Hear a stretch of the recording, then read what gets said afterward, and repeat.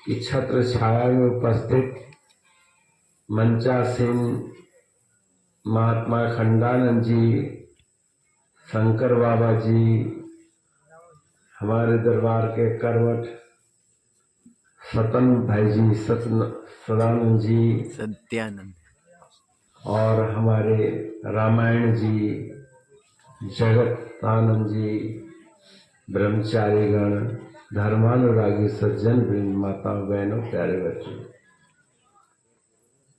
अभी तक आप लोग पूर्व वक्ताओं के द्वारा भजन कीर्तन सत्संग श्रवण करें। आप अपने गांव की महिमा को सुन रहे थे और किसी कथा वाचक के द्वारा नहीं सुन रहे थे। आप अपने गांव के एक बुजुर्ग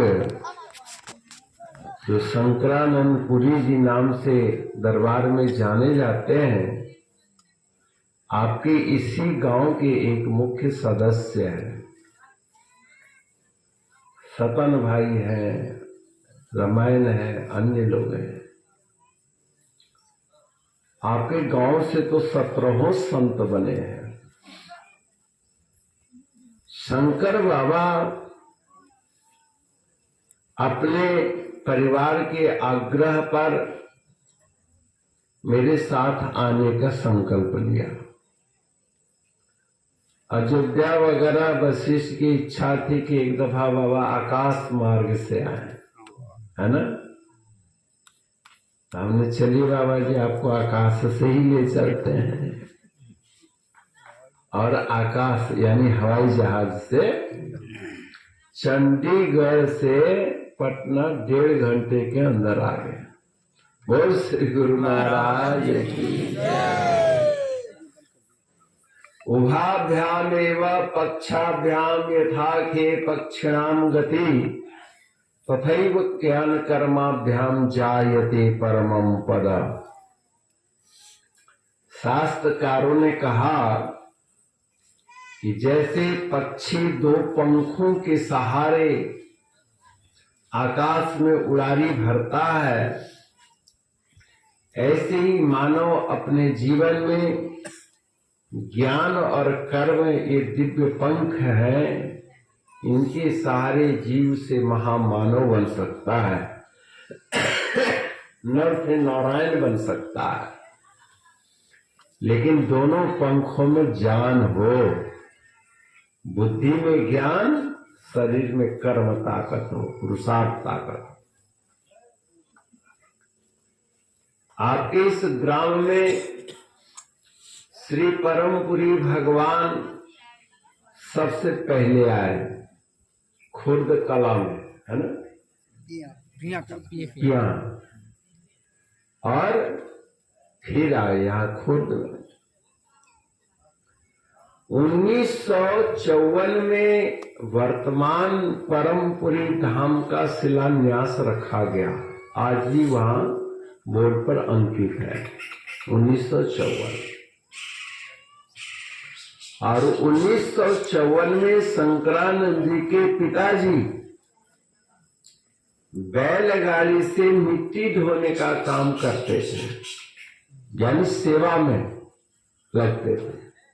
20-20 दिन, महीना दिन उस समय के दिव्य संसाधनों के माध्यम से गुरु दरबार का निर्माण किया और आज भी कर रहे हैं। शंकरानंद जी अपने नौजवानी में लगे रहे, अब उनके बच्चे भी लगे हुए हैं। शंकरानंद जी के पिताजी एक पीढ़ी, शंकर बाबा दूसरी पीढ़ी, वशिष्ठ तीसरी पीढ़ी, उसका बच्चा चौथी पीढ़ी, और उसका भी आगे बच्चा 5वीं पीढ़ी। 5 पीढ़ी से शंकर बाबा सेवा में लगे हैं। ये बहुत बड़ा भाग्य है। आज मेरे पास परमपुरी में कुछ बच्चे आए, ये इधर उधर घूम रहे थे। मैंने उनको अपने पास बुलाया कि बेटा मेरे पास आओ। बोले हम पहली दफा आए हैं। बोले कोई बात नहीं, पहली दफा ही तो इस जगह पर कोई ना कोई आता है, और जब भी कोई आएगा तो एक दफा तो पहले दिन आएगा ही आएगा। क्यों गौरी? गौरी नाम है ना? चिल्ला लो।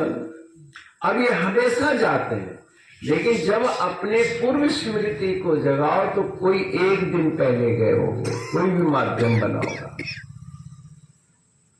तो महाराज जी के सिद्धांत के मुताबिक उन छोटे बच्चों से जो 9वीं 10वीं में पढ़ रहे थे, 8वीं में,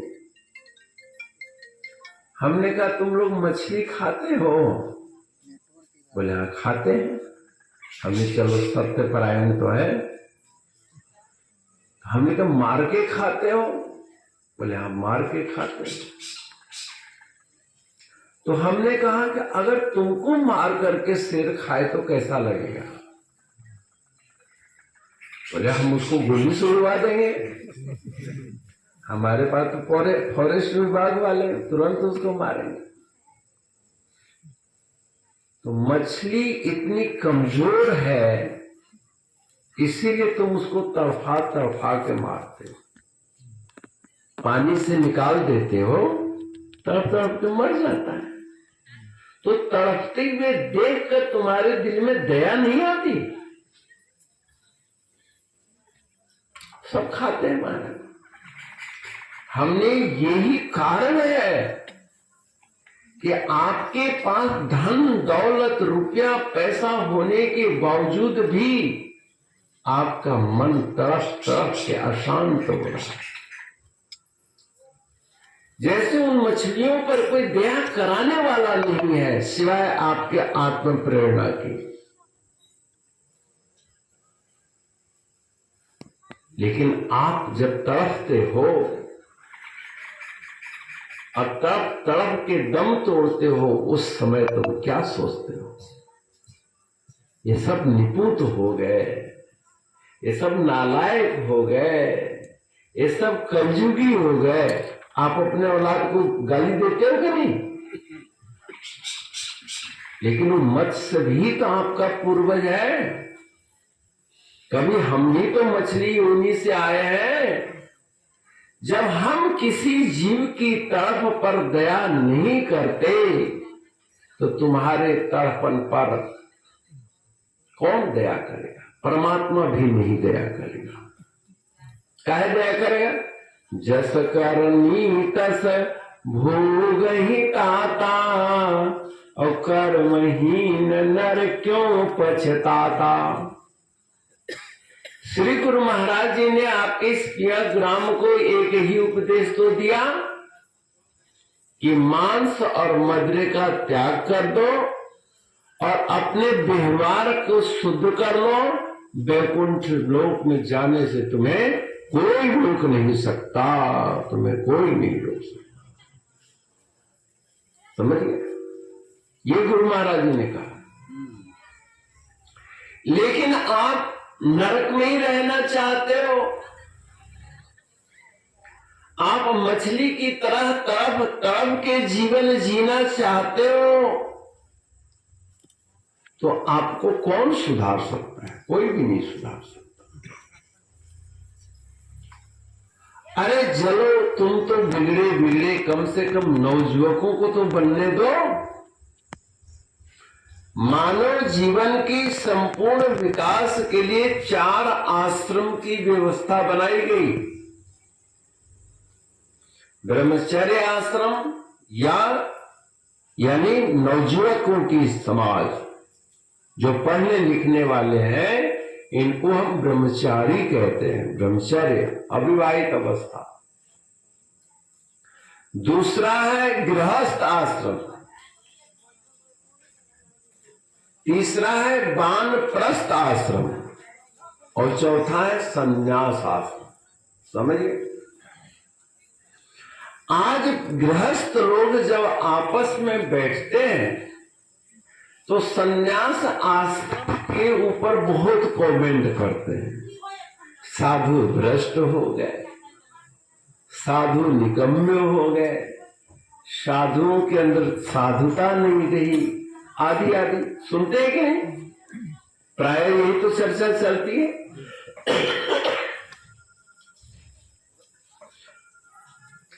मैं कहता हूं, क्या आप सिर्फ साधु संन्यास आश्रम के ही चिंतन करोगे या अपने आश्रम के भी चिंतन करोगे?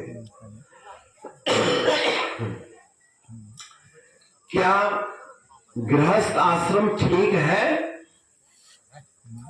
गृहस्थ आश्रम से पूर्व जो ब्रह्मचर्य आश्रम है, यानी नौजवानों की जो आश्रम है, क्या वो ठीक है? और नवयुवकों का आश्रम बनाना बिगाड़ना आप गृहस्थों का काम है, क्योंकि वो आपकी औलाद है, आपकी संतान है, आपका धरोहर है। वर्तमान जीवन का सुख उस पर आधारित है।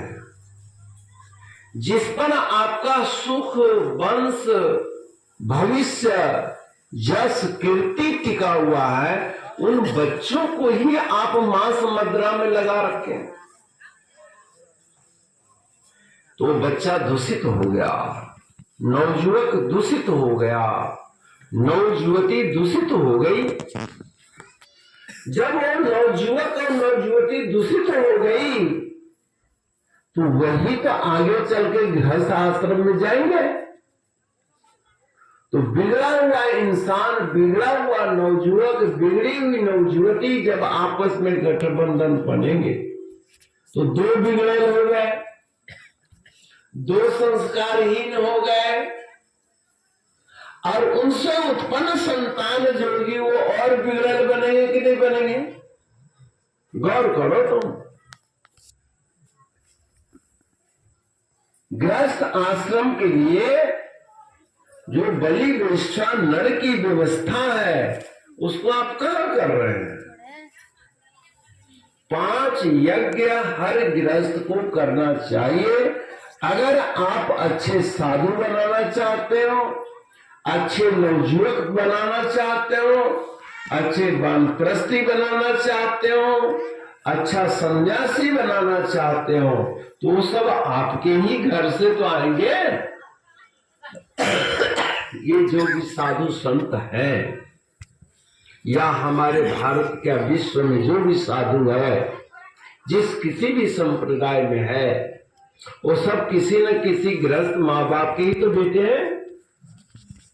और गृहस्थ माँ बाप के यहाँ क्या सिखा कि तड़पते हुए पर दया मत करो। महाराज जी सुनाते थे, गर्मी का दिन था, एक मांस विक्रेता था, उसका नाम था सदना कसाई। क्या नाम था? सदना कसाई। रोज बकरी काटता था, उसका मांस बेचता था। एक दिन किसी बड़े जमींदार के यहाँ कोई रात में कोई रिश्तेदार आ गया, और आते ही उसने फरमाइश करे कि हम तो मांस खाएंगे भाई। अब उसने अपने लड़के को कसाई के यहाँ भेजा कि जाओ 1.25 किलो 2 किलो मांस ले आओ। बकरे बड़े बड़े थे, बोला अगर रात में काट देता हूं तो सारा मांस सुबह तक खराब हो जाएगा, तो क्यों ना इसको जिंदा भी रखना है और ग्राहक को मांस भी देना है। बकरा का एक टांग पर कटार उठाया काटने के लिए।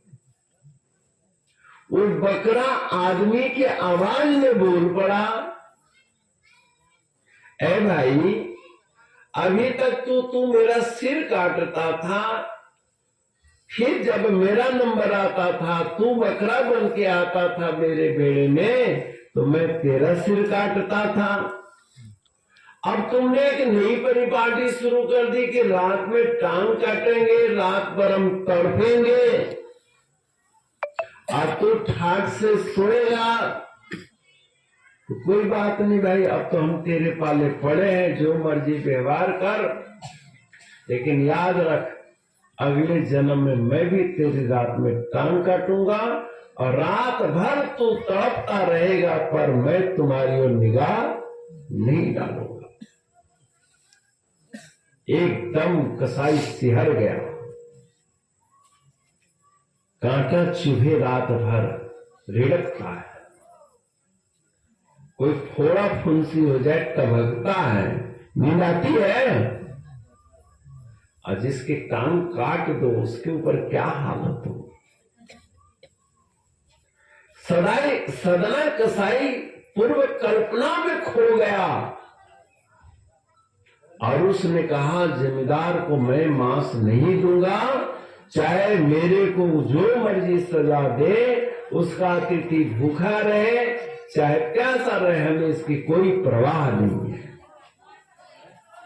बताओ, शांत रहो, बैठो बैठो, कुछ नहीं हो रहा है भाई, बैठिए। क्या हो गया? बैठिए। 2 मिनट का दिन बंद कर देंगे।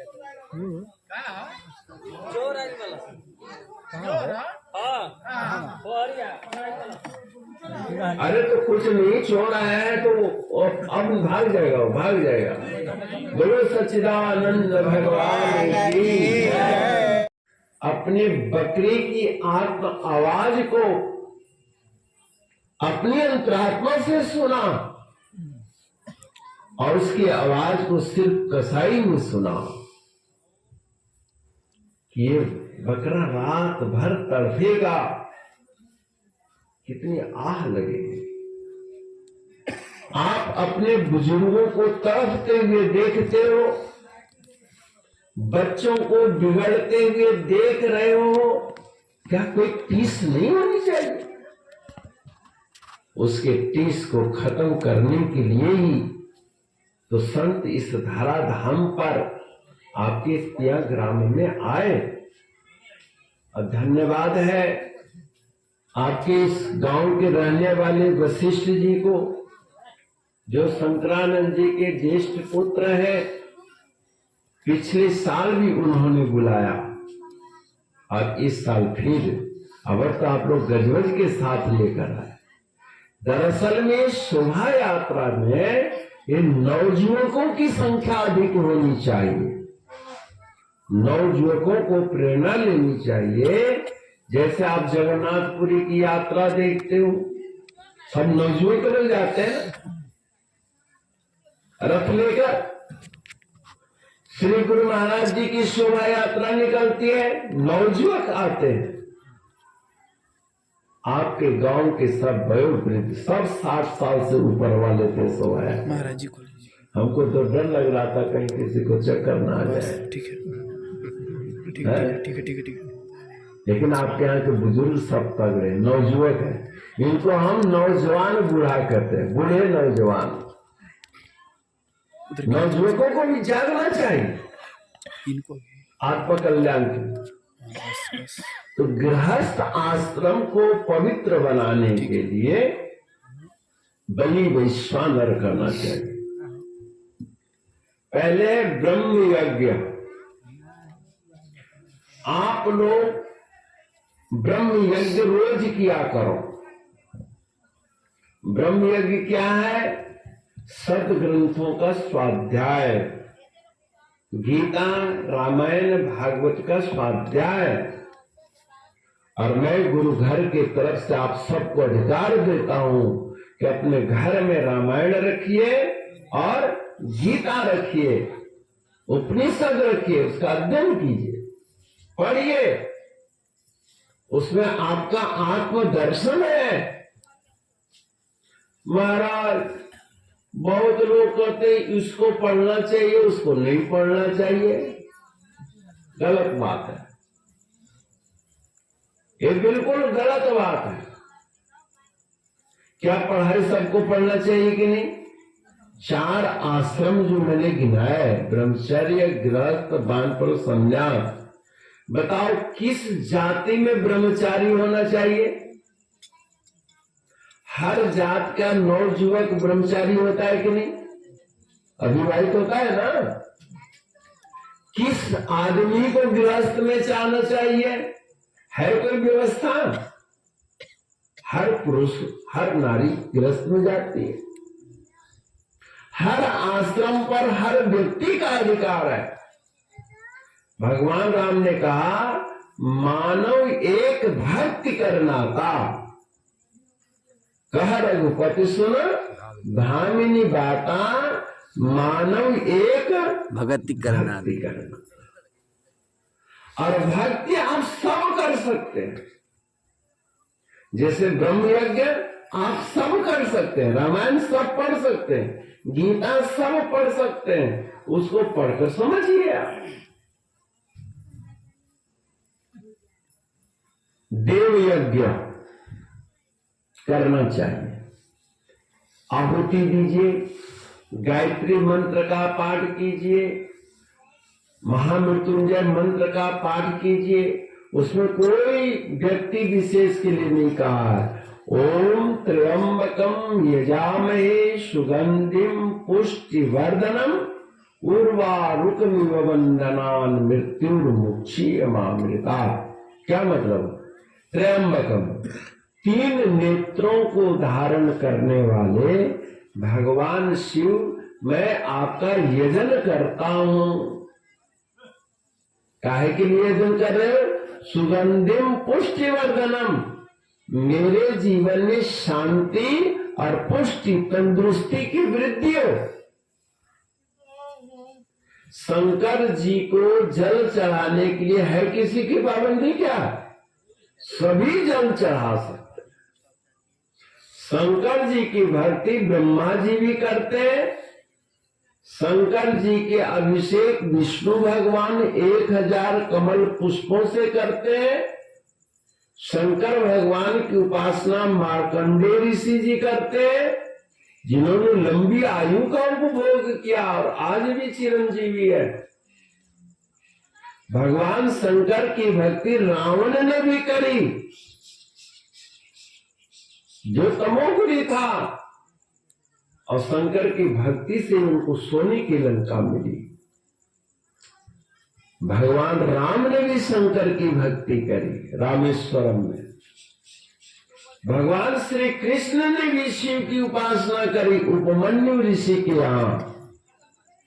कालांतर में आज तक हर वर्ग के लिए भूत पिशाच गंधर्व किन्नर देव मानव वंचित सभी भगवान की उपासना कर सकते हैं। क्यों? कि शंकर का स्वरूप क्या है? त्वमर्कस्त्वं सोमस्त्वमसि पवनस्त्वं हुतवस्तवमापस्त्वं त्वमधरणिरात्मा त्वमति च परिच्छिन्नामेवं त्वयि परिणता बिभ्रतु गिरम् न वेद्मस्तत्त्वं वयं यतु यत्तं न भवसि। हे भगवान शिव, आप आकाश है, वायु है, अग्नि है, सूर्य है, चंद्रमा है, 5 महाभूतों के रूप में आप हैं। और संसार में ऐसा कोई वस्तु मैं जानता नहीं जिसमें आप न हो, जो आप न हो। अर्थात शिव के पास में सबको करनी ही चाहिए। क्या नर, क्या नारी, क्या बूढ़ा, क्या बालक, क्या पढ़ा लिखा, क्या अनपढ़, सबको वंदना करनी चाहिए। उसमें क्या है? ओम नमः शिवाय का ही तो जप है। ये पंचाक्षरी मंत्र कहलाता है। ओम, ये तस्य वाचकः प्रणवा, ये अक्षर ब्रह्म में ओम ही मूर्ति है। इसको परमात्मा की अक्षर मूर्ति कहते हैं। समझ गए? अक्षर मूर्ति। और उस अक्षर मूर्ति के लिए प्रार्थना क्या है? नमः शिवाय। नमः, नमस्कार करता हूं। शिव मने कल्याणकारी, यह मने जो अक्षर, जो आकृति मनुष्य मात्र के जीवन में कल्याण का विधान करे, उसको हम नमस्कार करते हैं। 5 ही अक्षर के हुए, क्योंकि मानव मात्र के अंतःकरण में पंच विकार हैं, काम, क्रोध, लोभ, मोह, मद। समझ गए? इन 5 तन्मात्राओं की जो दुर्गंध है, विषयों का जो विकार है, उस विषय जन्य विकार को नष्ट करने के लिए ओम नमः शिवाय का जप पर्याप्त है। इसलिए हर नर नारी को, मानव दानव सबको ओम नमः शिवाय का जप जरूर करना चाहिए। और जो श्रद्धा भक्ति से ओम नमः शिवाय का जप करता है, उसकी बुद्धि का विकास होता है। अपने आप अंदर से दया पैदा हो जाती है, और जब अपने आप दया पैदा हो जाएगी तो दुष्कर्म से अपने आप बच जाएगा। जैसे सदना कसाई को किसी महापुरुष ने उपदेश नहीं किया, अपितु जिस बकरे को रात में टांग काटने जा रहा था, उस बकरे ने ही उसको उपदेश कर दिया। आपके द्वारा प्रताड़ित जो प्राणी है, आपके द्वारा जो सताए गए लोग हैं, उनकी ही प्रेरणा से आपके अंदर सद्भावना जग जाएगी। एक मामा जी कहलाते थे और वो पहलवान थे, झारखंड के रहने वाले। जब उनका अंतिम क्षण आया तो श्वास फूलने लग गई। बहुत दवाई करी जाए, सांस रुक नहीं रही थी। तो लोगों ने पूछा कि अब क्या उपाय करें? बोले मेरी ये श्वास अब नहीं रुकेगी, ये दम घोटू बीमारी मेरे को मेरे दुष्कर्म का फल है। बोले क्यों? बोले मैं जब जवान था तो मेरे घर रिश्तेदार आ गए, और रिश्तेदार आ गए तो मांस मांगने लगे। मैं गरीब था, मांस खरीद के दे नहीं सकता था।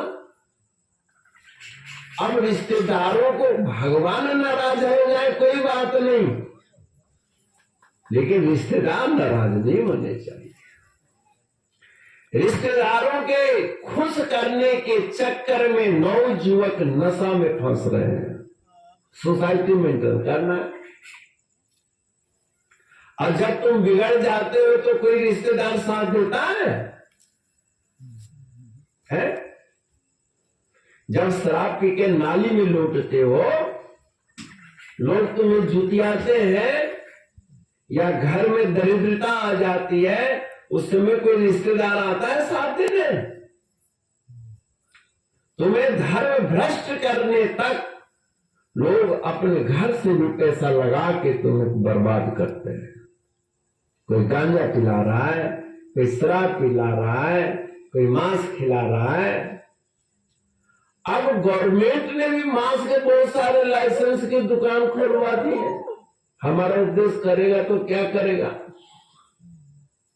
लेकिन हमारा उपदेश गांव-गांव की इस नुक्कड़ टोलियों के माध्यम से मानवता को जगाने में कामयाब होगा।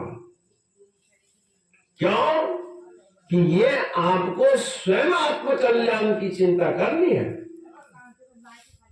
मानव एक भक्ति करना था। आप हम सबको श्री रामायण जी के इस चौपाई पर विशेष ध्यान देना है। क्या? मानव एक भक्ति करना था। भगवान ने कहा मेरा और आम जनता का जो रिश्ता का सूत्र है वो भक्ति है। मेरी भक्ति चाहे हनुमान जी करे, मेरी भक्ति भिलनी करे, मेरी भक्ति केवट करे, मेरी भक्ति गिलहरी करे, मेरी भक्ति विभीषण करे, मेरी भक्ति त्रिजटा करे, हम सबको अपने हृदय में स्थान देते हैं। समझ गए? और मेरे भक्ति का जो त्याग करता है यानी दया करुणा का परित्याग करता है, वो चाहे कितना बड़ा ही क्यों न हो, चाहे रावण ही क्यों न हो, मैं उसके ऊपर बाण का संधान करूंगा। समझ गए? चाहे वो नारी ही रूप में क्यों न हो, शूर्पणखा, मैं उसको क्रूप बना दूंगा। क्यों? कि वो भक्ति उनके हृदय में नहीं है। जाति पाति कुल धर्म बड़ाई, धन बल परिजन गुण चतुराई, भक्तिहीन नर सोहहि कैसे, अब बिन जल बारिद देखिए जैसे। बिना बादल, बिना बरस पानी के बादल घुटन तो दे सकता है, उमस दे सकता है, लेकिन फसलों को सिंचाई नहीं दे सकता। समझ गए? इसलिए हम लोगों को चाहिए कि अपनी भक्ति को संभालो। और भज सेवायाम धातु से भक्ति शब्द बनता है कि तुम जैसे भी हो अपने इष्ट देव की सेवा करो। सेवा में सबसे पहले ब्रह्म यज्ञ है। रामायण पढ़िए, गीता पढ़िए, श्रुति स्मृति पढ़िए, उपनिषद पढ़िए, पढ़िए, वेद पढ़िए, और वेदों में आयुर्वेद जरूर पढ़िए। आयुर्वेद का मतलब आपके आयु मने जीवन, आयु मने जीवन, वेद मने ज्ञान। अपने जीवन को लंबे समय तक स्वस्थ रखने की जो विद्या है वो आयुर्वेद में है। मैं कहता हूं पूजा पाठ चाहे 2 मिनट के लिए रोक लो, लेकिन खान पान को कैसे शुद्ध करके जीवन को जिया जाए। अभी कोरोना काल का बड़ा हो हल्ला चल रहा है। इस कोरोना में आप कौन सी ऐसी चीज ले सकते हैं जिससे कि आपकी आयु की वृद्धि हो, कोरोना का निषेध हो? तुलसी, गांव के चारों तरफ तुलसी का पौधा लगा दो।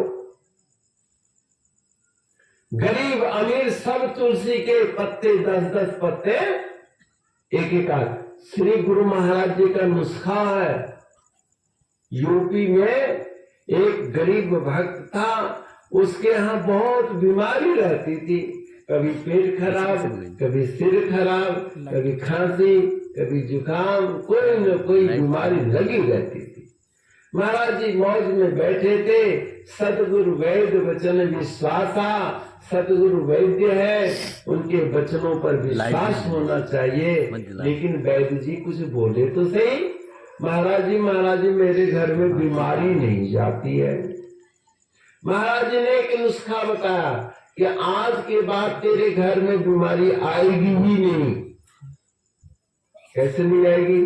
7 तुलसी का पत्ता पर हेड यानी पर व्यक्ति खाओ, और इतने से मिश्री के दाना ले लो, धागे वाली मिश्री, तुम्हारे घर में कोई रोग नहीं होगा।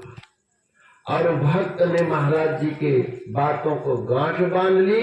रोज 7 तुलसी का पत्ता लेता था और थोड़ी मिश्री में डली चूर करके और गले में कोसा पानी से पी लेता था।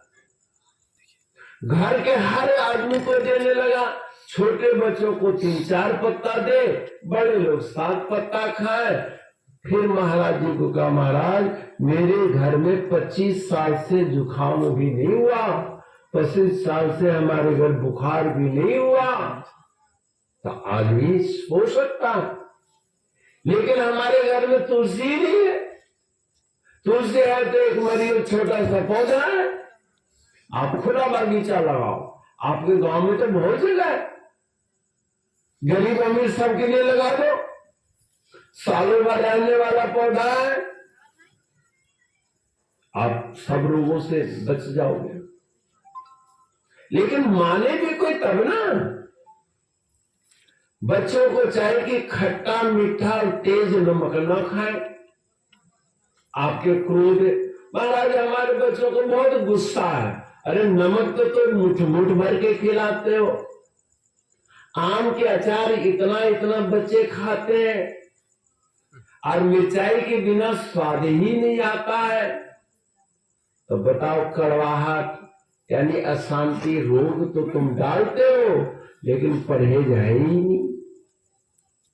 इसलिए भाई और बहनों, इस परमपुरी धाम में आपको शारीरिक स्वास्थ्य, पारिवारिक एकता और मानव जीवन के दुर्लभ लक्ष्य मोक्ष की सिद्धि का भी उपाय बतलाते हैं। इसके लिए आप नित्य नियम से ब्रह्म यज्ञ करो, वेद पढ़ो, कोई न कोई धार्मिक ग्रंथ पढ़ो। लोग क्या कहते हैं मत सुनो। लोगों के कहने पर दुनिया तबाह हो गई है। आप अपने विवेक, मैं आपको धर्म का व्याकरण समझाना चाहता हूं। जैसे बच्चे पहाड़ा याद करते हैं, जोड़ घटाव याद करते हैं, और हर बच्चा याद करता है, तब ना अपने क्लास में पास होता है। और हर आदमी गलत हिसाब किताब से बच गया कि नहीं, क्योंकि हर एक को नॉलेज है विद्या का। ऐसी धर्म के विषय में भी आपको ज्ञान होना चाहिए। आप किसी व्यक्ति के बहकावे में क्यों आ जाते हो? सनातन धर्म हर व्यक्ति को छूट देता है धर्म का विश्लेषण करने का। जैसे गणित का हिसाब करने का हर व्यक्ति स्वतंत्र है, ऐसे अपने धार्मिक ग्रंथों पर विश्लेषण चिंतन करने का आपको अधिकार है। जब आप अपने ग्रंथ को पढ़कर उस पर वर्तमान कमेंट ही नहीं कर सकते, उसको वर्तमान रूप में ढाल ही नहीं सकते, तो उस ग्रंथ का मतलब क्या होता है? उन बुजुर्ग ने जो लिखा होगा ठीक लिखा है, आज भी जरूरत है, परंतु संदर्भ बदलना चाहिए, तौर तरीके बदलने चाहिए। जिस विद्या से घृणा पैदा हो, जिस पंथ से, जिस धर्म से बैर और विरोध उत्पन्न हो, वो धर्म नहीं हो सकता, वो धर्म त्याज्य है।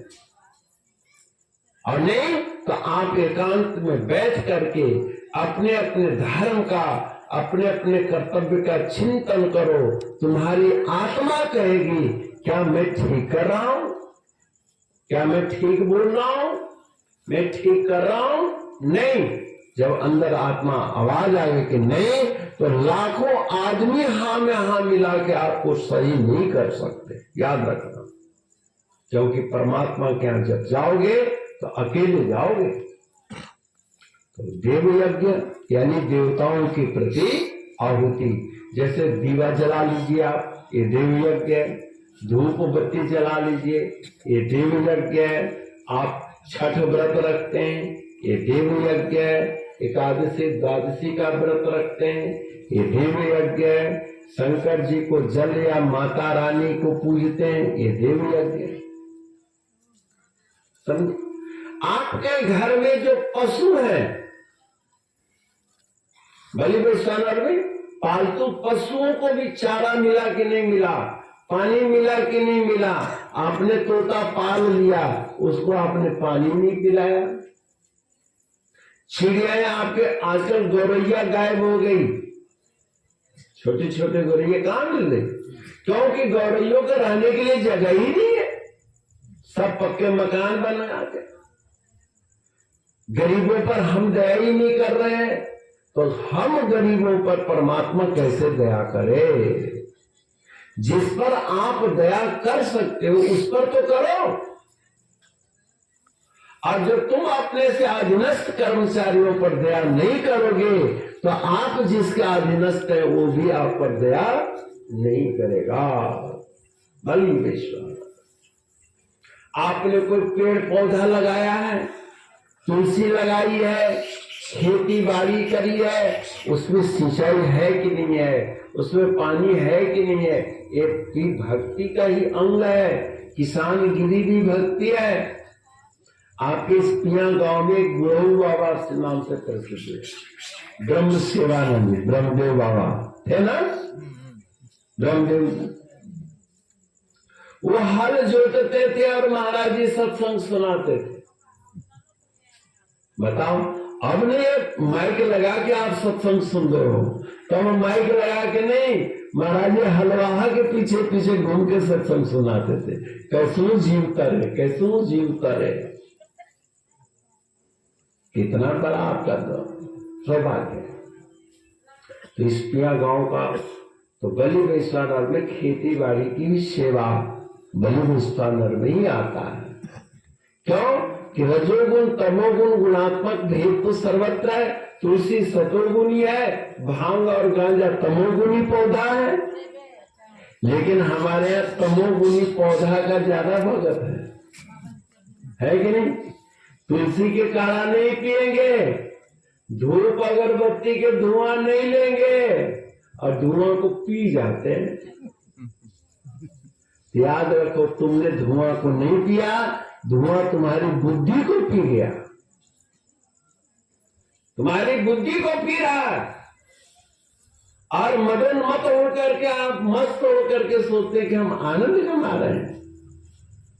आप अपनी छवि देखिए, समाज में आपकी क्या प्रतिष्ठा है, आपके परिवार में आपकी क्या इज्जत है, जरा देखो तो सही। आप अपने बच्चों के नजरों में गिर रहे हो, आप अपने आप में गिर रहे हो। तो जो इंसान अपने आप में गिर रहा है उसको कौन बचा सकता है। इसलिए भाई और बहनों,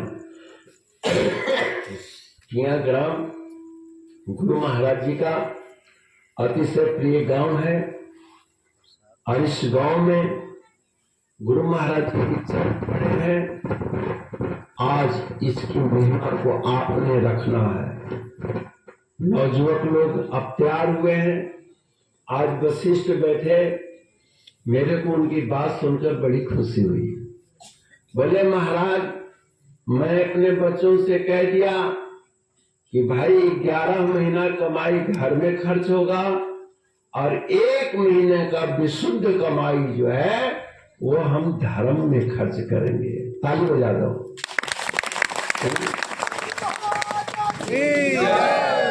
सच्चिदानंद महाराज की। लोग भी 11 महीना अपने जीवन में खर्च करो, 1 महीना धर्म के नाम पर लगाओ। देखो आपके जीवन में खुशहाली आती है कि दशांश पर तो ऐसे भी आता है। दशांश देते थे पहले, चलो 11वां ही अंश सही, कुछ तो निकालो। आप लोग गृहस्थ हैं, विशुद्ध कमाई 10 मन में से 1 मन निकालो अगर संभव है तो। देखो आपका धर्म कितना विकास होता है। जगह जगह यज्ञ होंगे, हर गांव के मंदिर में खुशहाली आ जाएगी। अगर हर गृहस्थी दशांश निकाल दे।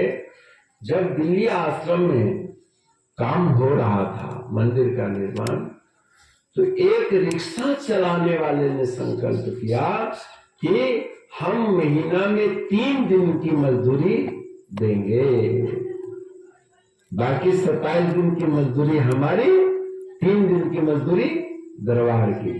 हो गया कि नहीं दशांश? तो तरीका है, आप पैसे नहीं निकाल सकते, दशांश समय निकालिए। महीना में 3 दिन दरबार में जाकर शारीरिक सेवा करो, निष्काम सेवा करो, बिना किसी कामना की सेवा करो। दयालु परमहंस महाराज जी एक जगह बैठे थे। एक लड़का भाव जगाया कि मेरे को राजा साहब से मिलना है। राजा मेरे को बेटा करके पुकारे, मेरे सिर पर हाथ रख के मुझे सहलाए, मुझे बड़ा सुकून मिलेगा। महाराज जी कहे कि राजा से मिलना चाहता है? बोले हाँ,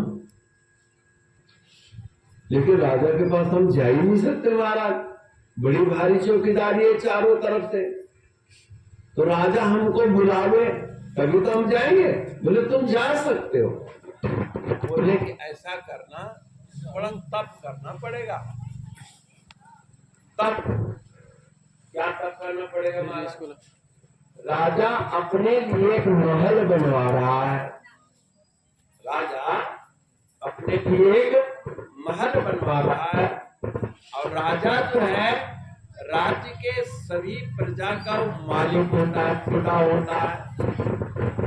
तो तुम वहां पर जा करके निष्काम सेवा करो, ईंट ढो, बजरी ढो, पानी से सिंचाई करो।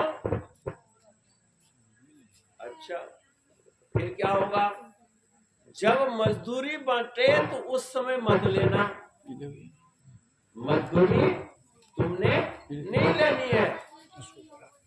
अरे इसको बंदी कर दो, कहाँ इसको थक गया लगता है।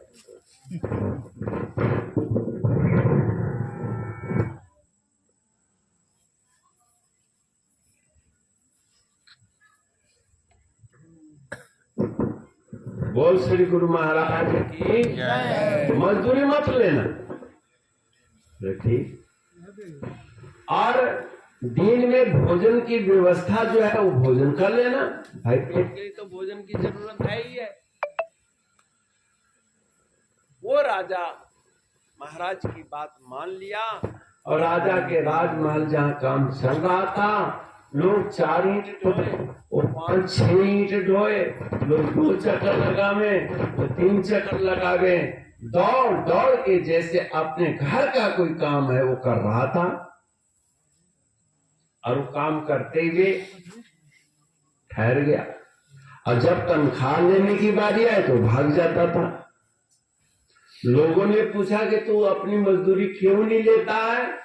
बोले अपने घर के कमाई करने में अपने पिता के मकान बनाने की कोई मजदूरी लेता है? अरे तो राजा क्या है? बोले राजा मेरा पिता है। और बात फैलते फैलते फैलते ये राजा साहब के पास चली गई कि एक लड़का आपको अपना पिता मानता है और आपके घर के काम को अपना काम मानता है और बड़ी मेहनत करता है। राजा को मिलने की इच्छा हुई कि मेरी तो कोई संतान है ही नहीं, मैं तो बे औलाद हूं। महाराज वो तो आपको अपना कहता है। बोले अच्छा। महाराज मिलने के लिए गए। बोले वो लड़का है, मान बार बार जो दौड़ रहा है ना, सबसे ज्यादा जो मेहनत कर रहा है। मजदूर में और सेवक में अंतर क्या है? मजदूर को मजदूरी की चाल अलग होती है और सेवकों का सेवक का चाल ढाला अलग होता है कि नहीं? उमंग होता है, जोश होता है, उत्साह होता है। मजदूर मायूसियत से करेगा, उसको तो दिन जितना ज्यादा लगे उतना अच्छा है। और सेवक जितना जल्दी काम खत्म हो ताकि दूसरा काम शुरू हो, ये भावना होती है। लड़का मजदूरी नहीं दिया। राजा ने बुलाया, बेटा तू मजदूरी क्यों नहीं देता? बोले आप मेरे राजा हैं, आपके महल का काम मेरा काम है, मैं इससे कैसे ले सकता हूं? शाबाश शाबाश बेटे, तो कुछ पढ़ा लिखा है? बोले नहीं, मैं तो बस प्रेम करता हूं। मानव एक भक्ति का नाता, मेरा तो आपका और मेरा भक्ति का नाता है। राजा ने उसको पढ़ाई में लगा दिया। लड़का मेधावी था, पढ़ लिख कर बड़ा हुआ और राजा ने उसको गोद ले लिया और राज्य का उत्तराधिकारी हो गया। बोल श्री गुरु महाराज की। आप हम भी उस परम पिता परमात्मा के गोद लिए जा सकते हैं। जब परमात्मा आपको गोद ले लेगा तो तीनों लोक की बादशाहियत आपके हाथ में आ जाएगी। फिर ये देवी देवताओं के आगे हाथ गिड़गिड़ाने की जरूरत नहीं पड़ेगी। इसका ये मतलब नहीं कि देवी देवताओं को निंदा की जाए। हमारे यहाँ सबको रिस्पेक्ट दिया जाता है। जैसे सरकार किसी गवर्नमेंट महकमे के थ्रू ही तो आपको कुछ सुविधा देगी। राशन दुकान है, बिजली की व्यवस्था है, टेलीफोन एक्सचेंज की आवश्यकता है, पुलिस सुरक्षा की आवश्यकता है, महकमा के थ्रू ना। ऐसे वो परब्रह्म परमात्मा जब भी आपको कुछ देगा तो इन ग्रह नक्षत्रों के माध्यम से देगा, इसलिए इनको रिस्पेक्ट कीजिए। लेकिन ये परमात्मा नहीं है, ये महकमा है। परमात्मा एक अलग चीज है। ऐसे सदगुरु महाराज जी का दरबार एक परमात्मा का दरबार है। गुरु साक्षात परब्रह्म, साक्षात ब्रह्म का घर है। और आपके तो बुजुर्ग बैठे हैं, हमारी बातों की गवाही किसी ग्रंथ की जरूरत नहीं, मेरे बातों की गवाही किसी और की जरूरत नहीं। मेरे बातों की गवाही तो आपके घर के बुजुर्ग शंकरानंद जी कर रहे हैं, सतन भाई जी कर रहे हैं, रामायण कर रहे हैं, या ब्रह्म देव बाबा का नाम बताया, या अन्य अनेक महापुरुष आपके गांव में हुए, सबका मैं नाम नहीं ले पा रहा हूं। तो कहने का मतलब यह है कि आपके ऊपर हम लोगों का भी हक है। अब बशर्ते कि आप हक दो तब ना, हम आपको हक दें, आप अपना हक दें। यानी दरबार आपको हक दे, दरबार को आपने हक देना है, धर्म को आपने हक देना है, तब तो ये वैश्विक व्यवस्था ठीक चलेगी। तो भाई और बहनों, जैसा कि मैंने पहले कहा कि आज हमारे जीवन में 4 आश्रम है। ब्रह्मचर्य आश्रम यानी हमारे अविवाहित लड़के और लड़कियां, उनको सदाचार बनाना है। कैसे बनाना है इसकी युक्ति अलग है। आप गृहस्थ हैं, हर गृहस्थ आश्रम का आदर्श क्या है? नित्य नैमित्तिक कर्म करना। कर्म 4 प्रकार है, नित्य कर्म, नैमित्तिक कर्म और अपराध कर्म और एक प्रायश्चित कर्म। अपराध के साथ प्रायश्चित जुड़ा हुआ है और नित्य के साथ नैमित्तिक कार्य। जैसे आज कीर्तन करें, नैमित्तिक हुआ, निमित्त हो गया, संत का आगमन हुआ, इसलिए निमित्त कार्य हो गया, विशेष कार्य हो गया। तो नित्य और नैमित्तिक कार्य में आप सचेत रहें, आपके घर में सुख शांति होगी, बच्चों में खुशहाली होगी। और मैं अपने गुरु घर के तरफ से बहुत बहुत आशीर्वचन देता हूँ। आप खुश रहें, आबाद रहें, सुख शांति को प्राप्त करें। ओम पूर्णमदः पूर्णमिदं पूर्णात् पूर्णमुदच्यते पूर्णस्य पूर्णमादाय पूर्णमेवावशिष्यते। ओम शांति शांति शांति। बोलो सच्चिदानंद भगवान की जय। बाहबारे मौज फकीरों की, कभी सवावे चना चबना कपट लटपटे खीरों की। तो गुरु महाराज जी आपके लिए खीर का भोग लगा दिए। अब आप लोग शांत चित होकर प्यार प्रेम से खीर का प्रसाद ग्रहण करना, अपने जीवन को आनंद। और यहीं पर बैठे बैठे लो, नहीं तो मुंह की जगह नाक में खीर चली जाएगी। हाँ,